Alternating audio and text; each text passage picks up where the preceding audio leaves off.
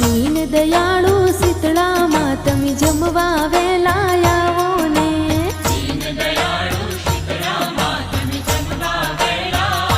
હા 7 વારના 7 ભોજન જમવા વેલા આવો ને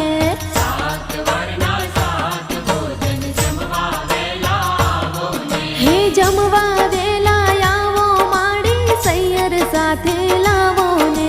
જમવા